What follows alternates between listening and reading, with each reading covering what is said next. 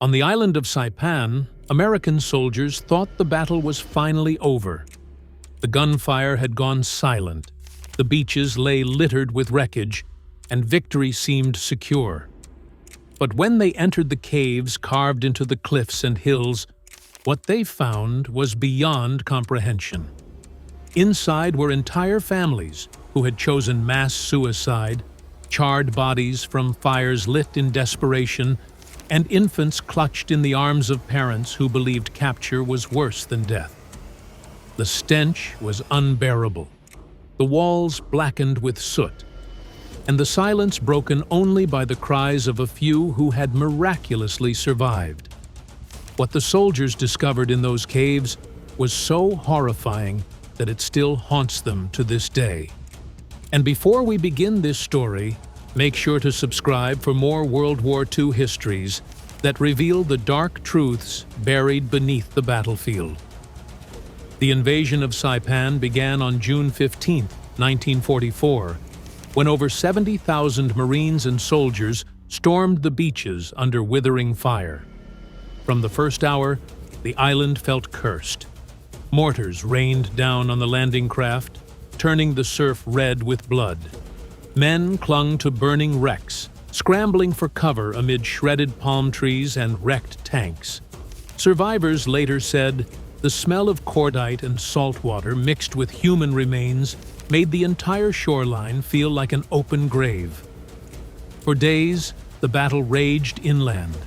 Villages burned, sugarcane fields became killing grounds, and every ridge bristled with machine gun nests. Japanese defenders fought to the last, launching ambushes from caves and hidden bunkers. But even as Americans pressed forward, they began to sense something different about Saipan compared to earlier islands. This was not just a battlefield. It was a place where civilians lived in the very middle of the carnage. Women carrying infants ran into gunfire rather than surrender.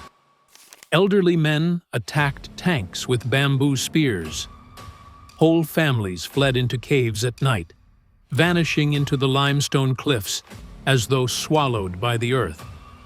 Soldiers were unnerved by the eerie sight of entire villages emptied overnight. In their place were faint trails leading toward cavern entrances, black mouths in the hills that promised only darkness. By late June, the fighting reached a crescendo. On July 7th, more than 3,000 Japanese soldiers launched the largest banzai charge of the Pacific War. Screaming, "Tenno Heika Banzai!" they hurled themselves at American positions in a suicidal rush. The attack tore through 2 battalions, killing or wounding hundreds in minutes. Marines described the ground as so slick with blood that rifles slipped from their hands. When the sun rose on July 8th, the fields were covered with corpses, most clutching bayonets or grenades in rigor mortis. The island seemed conquered, yet the real horror had not even begun. For in the caves, hidden just beyond sight, waited discoveries so shocking they would scar the memories of every man who entered. When the last echoes of the banzai charge faded, American soldiers began sweeping the island for stragglers. They expected scattered firefights, but what they found were cave mouths gaping like wounds in the cliffs. Some were natural limestone caverns widened by hand, others reinforced with logs or steel. To enter was to leave daylight behind, stepping into corridors where shadows seemed alive. Marines armed themselves with flashlights, flamethrowers, and grenades before pressing forward. Even veterans of Tarawa and Guadalcanal admitted these cave clearings were unlike anything they had seen. The first chambers revealed makeshift shelters abandoned in haste. Wooden sandals, teacups, and ragged futons lay strewn across the dirt floor. But it was not the objects that unnerved them. It was the silence. Every drip of water, every shifting pebble echoed like a gunshot. Men whispered without meaning to, afraid their own voices might summon something from deeper inside. At times, the silence broke in bursts. a rifle shot from a hidden recess, or the guttural scream of a cornered defender. Then the tunnels fell quiet again, as if the island itself was holding its breath. To flush out defenders, flamethrower teams fired long streams of burning fuel into the blackness. Fire roared through passages, igniting bedding and ammunition. When the flames died down, soldiers crept in. What they found left many trembling. Bodies lay twisted in unnatural positions, their flesh charred beyond recognition. In some caverns, the walls themselves were blackened, the stones sweating from the heat. Marines described the air as unbearable. Smoke mixed with the stench of scorched hair, and burned flesh clung to their uniforms, a smell they swore never left them. Yet even in death, the caves were not empty. In one chamber, a soldier heard muffled sobs beneath rubble. Digging through debris, they uncovered a wounded civilian child, barely alive, her tiny hands clutched around a broken doll. For the men, that moment seared deeper than any firefight. The caves were not just hiding soldiers. They hid families, mothers, and children. And as the Americans pushed further, they realized the darkest discoveries still lay ahead. By late June, the fight for Saipan had transformed into what soldiers grimly called the Battle of the Caves. Hundreds of natural grottos and tunnels cut into the cliffs became the last redoubts of Japanese soldiers and civilians. Each one had to be taken individually, and each carried its own nightmare. Marines advanced cautiously, knowing every cave could conceal ambushes. Sometimes the silence was broken by sudden muzzle flashes. Other times, nothing stirred, until grenades rolled out of the dark or a bayonet thrust from a hidden slit. Clearing the caves became a daily ritual of fire, thunder, and dread. Flamethrowers were the most common weapon. Teams sprayed liquid fire into the shadows, the roar echoing like a jet engine. Explosions followed as ammunition stores ignited, and the ground itself seemed to quake. Then came the terrible aftermath. When soldiers stepped inside, they found smoldering corpses, some still in the positions they had died. The walls were blackened, and the floor was littered with melted rifles, cracked helmets, and human remains. Veterans later admitted the smell was worse than any battlefield, a stench that clung to their skin for days. But not all the dead had died fighting. In cave after cave, Marines uncovered scenes that shattered their nerves. Families lay together, clutching one another in death. Mothers had bound infants to their backs with cloth, their small bodies burned or crushed by rockfall. Elders sat slumped against walls, hands folded as if in prayer. Some still clutched grenades, their fingers rigid in death. Others appeared to have taken poison, their faces twisted in agony. The soldiers had expected defenders. What they found instead were tombs filled with civilians who had chosen death over capture. The psychological toll was immense. Hardened combat veterans, men who had survived machine gun fire and artillery barrages, broke down in tears at the sight. They began to dread cave-clearing duty more than open combat. One diary entry summed it up with brutal simplicity. In these caves, victory feels like murder. And the deeper they went, the more they realized the island itself was hiding a secret far more horrifying than any enemy charge. As American patrols pressed further inland, the caves revealed their most heartbreaking secrets. Many were not military outposts at all, but makeshift sanctuaries where terrified families had hidden, convinced that surrender meant unspeakable torture. Soldiers entering these caverns found scenes that seemed frozen in time. Whole groups of civilians huddled together, locked in death's embrace. A Marine later wrote that in one cave, They looked as if they had simply lain down to sleep, but the stillness was eternal. Mothers clutched infants tightly against their chests, their small faces still smeared with soot. Fathers held children's hands, their grip unbroken even after life had left them. Some caves bore signs of last moments filled with agony. Grenade fragments littered the floors, the bodies around them shredded by blasts. Poison bottles lay shattered beside groups of women, their lips discolored by the fatal draft. Charcoal fires smoldered faintly in corners where families had inhaled smoke together until the flames consumed their air. One Marine recalled stumbling upon a cave where dozens had died side by side, their expressions twisted in terror. "It was worse than anything the battlefield had shown me," he said years later, "because they weren't soldiers. They were just people." What haunted the soldiers most was the silence. These caves did not echo with gunfire or the clash of battle. They echoed with absence, the weight of hundreds of voices forever stilled.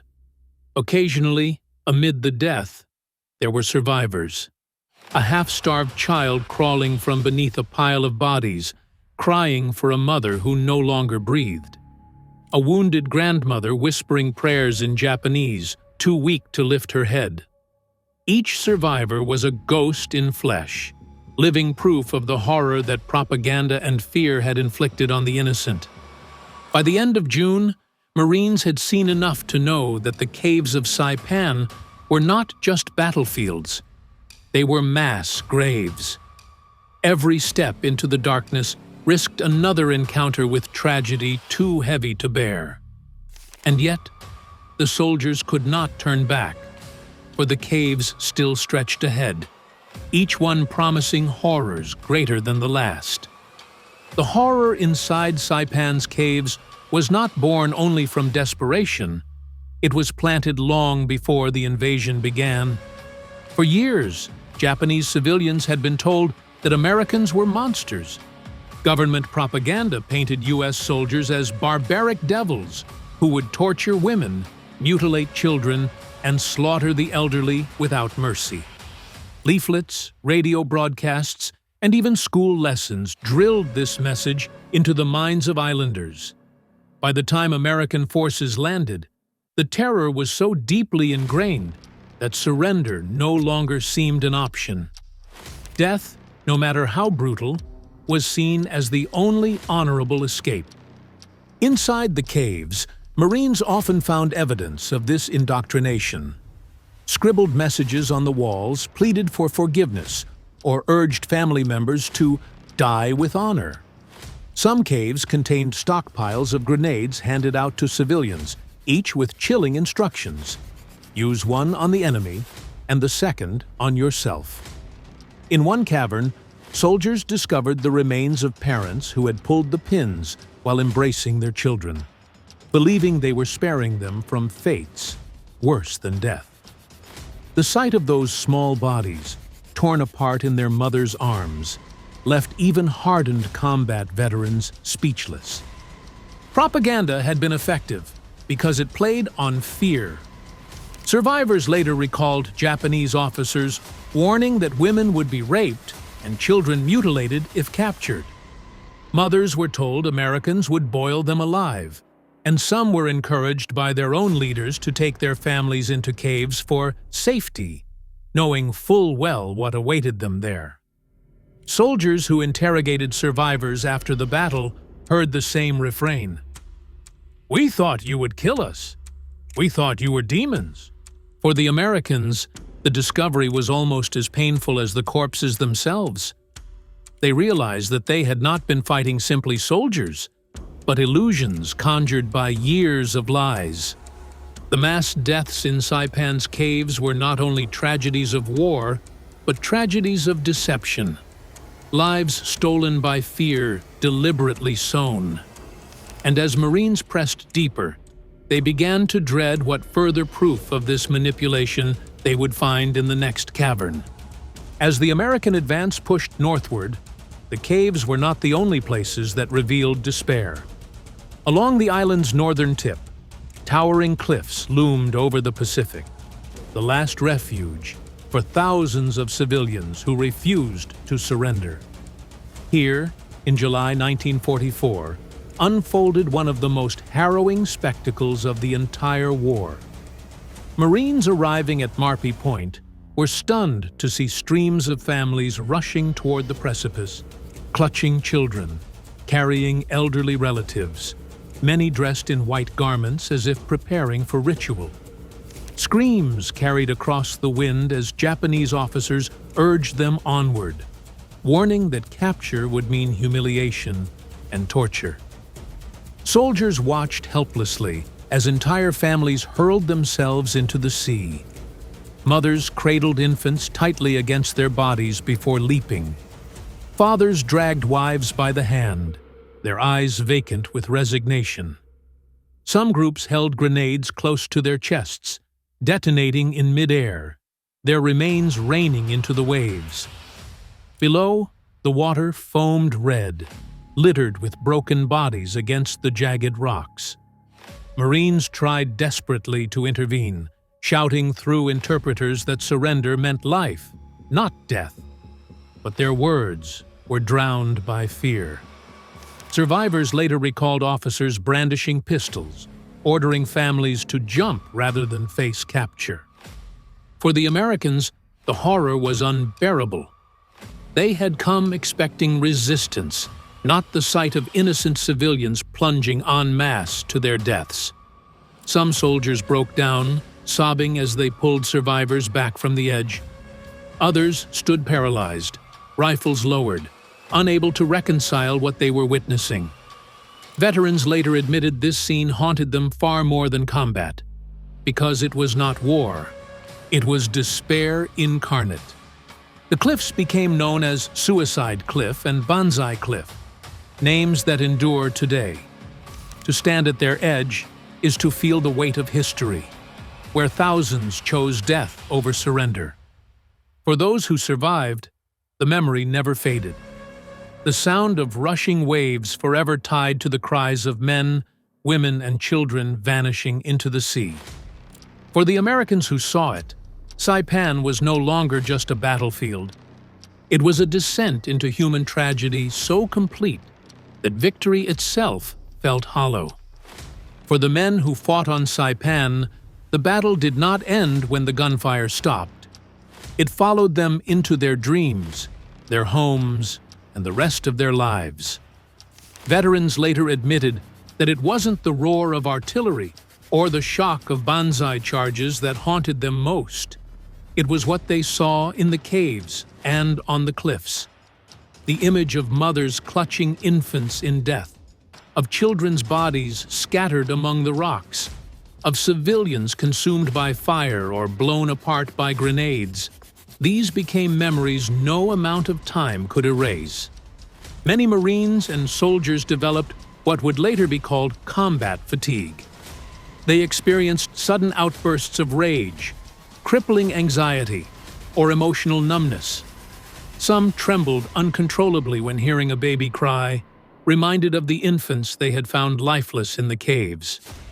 Others confessed they could no longer look at their own families the same way, haunted by the thought of parents murdering their children in the name of honor.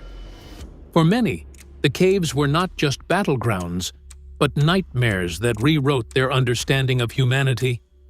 The guilt was suffocating. Some wondered if they had done enough to stop the suicides at the cliffs.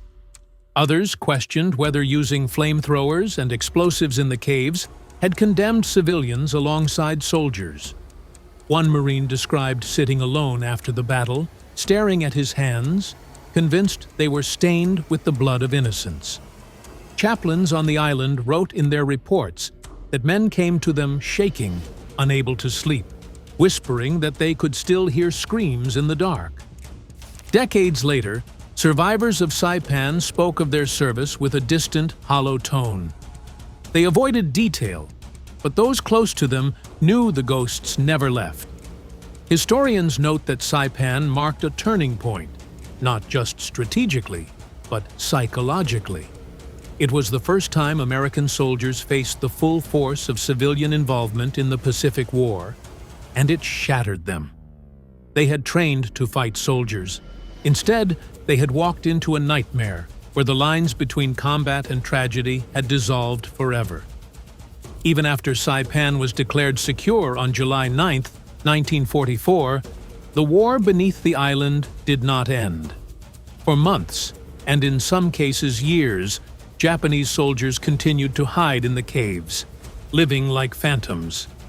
Captain Sakai Oba, nicknamed the Fox of Saipan, became infamous for leading dozens of men and civilians into the northern hills, where they built hidden camps and used the cave systems to survive.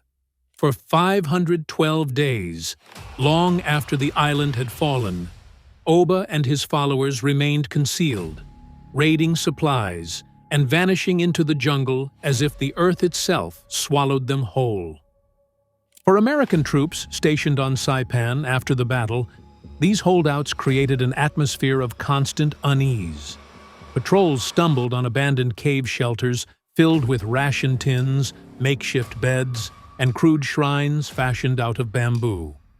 In one chamber, Marines found human bones laid carefully in rows, suggesting burials performed by men who still moved in the shadows. Sometimes, faint smoke was spotted drifting from fissures in the cliffs, proof that someone below was still alive. At night, soldiers swore they heard whispers or footsteps echoing from sealed tunnels. The thought that armed enemies might emerge at any moment gnawed at the Americans' nerves. Some caves were booby-trapped months after the battle, killing men who believed the island was safe. Farmers and local civilians lived in fear too, avoiding certain ridges where the caves still breathed with unseen life. Even when Oba finally surrendered in December 1945, months after Japan's formal defeat, many Americans admitted they were less relieved than disturbed. These men had chosen to exist in darkness, cut off from the world, sustained only by fanatic discipline. For veterans, the holdouts made the island feel permanently haunted. The caves were no longer just memories of the mass suicides and burned corpses. They were active, living reminders that the war had not truly ended. Each sealed tunnel felt like it contained secrets too dreadful to disturb. Each shadowy fissure seemed capable of releasing ghosts who had refused to accept defeat. Saipan, they realized, would never again be a place of peace. It was an island where the dead lingered and the living clung to darkness, and no victory could truly silence the echoes that crawled from those caves. When the guns finally fell silent and the holdouts were gone, the caves of Saipan remained, and with them, an unshakable weight of memory. For American veterans, those caverns became the most haunting reminder of the war. Many could never speak of what they had seen, but in private moments, their families recalled how they would wake at night drenched in sweat, whispering about screams that no one else could hear. The caves had become part of them, echo chambers that followed them home. A Marine decades later confessed, "It wasn't the fighting that ruined me. It was what I saw when the fighting stopped." For the people of Saipan, the caves turned into tombs and shrines. Survivors returned to scatter flowers at entrances, praying for the spirits of loved ones who had vanished inside. Children were warned never to play near the cliffs or hollows, where whispers and cries were said to drift out at dusk. Locals believed the souls of those who had leapt to their deaths or perished in darkness still lingered, unable to leave the island. Some claimed to see faint figures in white garments near Suicide Cliff at dawn, or to hear babies crying in caves long since sealed. Today, the caves stand as grim reminders for visitors. Tourists can walk along paths where thousands died, and at the cliffs, memorials rise to honor the dead, both Japanese and American. Yet the ground still holds bones. Recovery teams continue to find fragments, a shoe buckle, a child's toy, brittle skeletons curled in corners. Each discovery breathes life into the horror all over again, proving that the past cannot be buried so easily. The legacy of Saipan is not simply military victory, it is tragedy etched into stone. The caves showed how fear and lies could drive civilians to unthinkable ends, and how even hardened soldiers could be broken by what they witnessed. Standing at the cave mouths today, one feels a silence heavier than words. It is the silence of voices cut short, of cries lost in smoke, of entire families swallowed by the earth. What soldiers found inside Saipan's caves still haunts history, because it forces us to confront the darkest truth of war. Sometimes the deepest wounds are not in the body, but in the soul, and they never truly heal.